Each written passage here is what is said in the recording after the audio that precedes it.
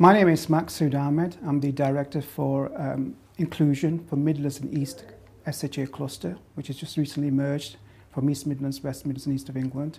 And I also do 3 days national work for the NHS as the Director for EDS, which is the Equality Delivery System implementation. I'm fairly new to the NHS. I've been in the National Health Service for 3 years. Prior to that, I was in the Home Office working with Home Secretaries on human rights and equality and policing. So it was a complete different field for me to come into the NHS. I think for any individual who's aspiring to become a chief executive, being part of the top leaders program is very critical. I think there are some changes in my development since I've been on, but I wouldn't say, to be honest with you, I'm a completely different person. Have I still got the same passion and the drive? Yes, I have.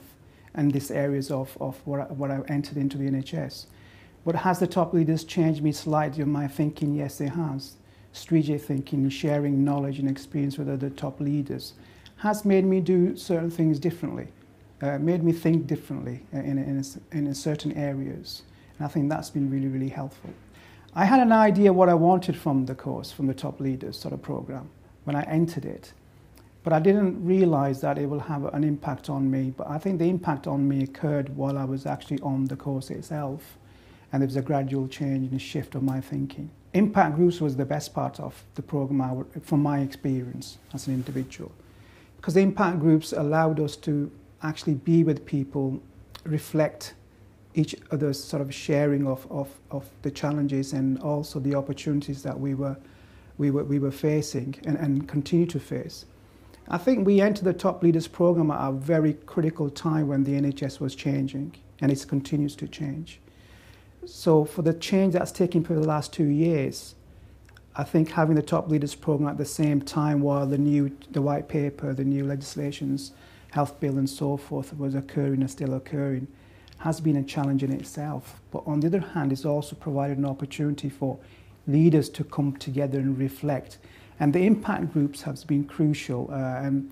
I benefit a lot from the impact groups than the overall program, I would say, because you became close, you became part of a small family where you could help and support and pick up a phone and ring people up to say, listen, I'm struggling in this area, how would you do it? And I think that's been the benefit of the impact group.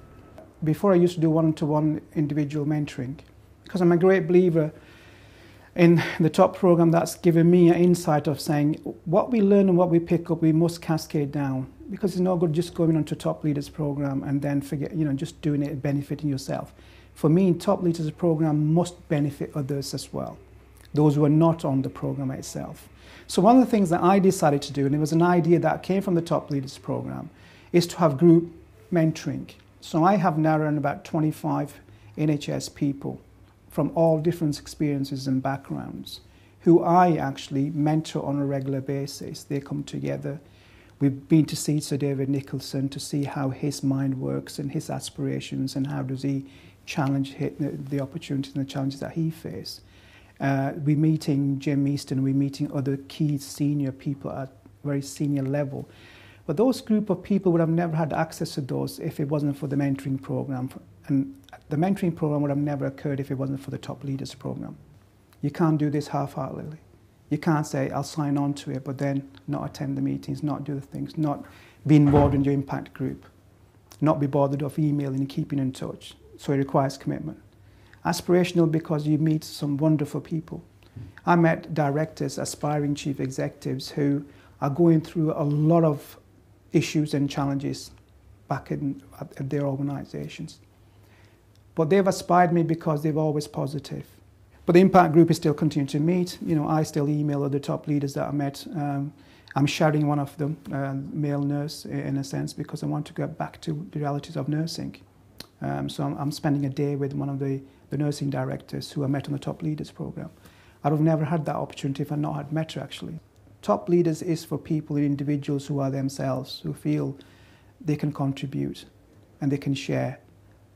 So seize it with open arms, but don't hold back.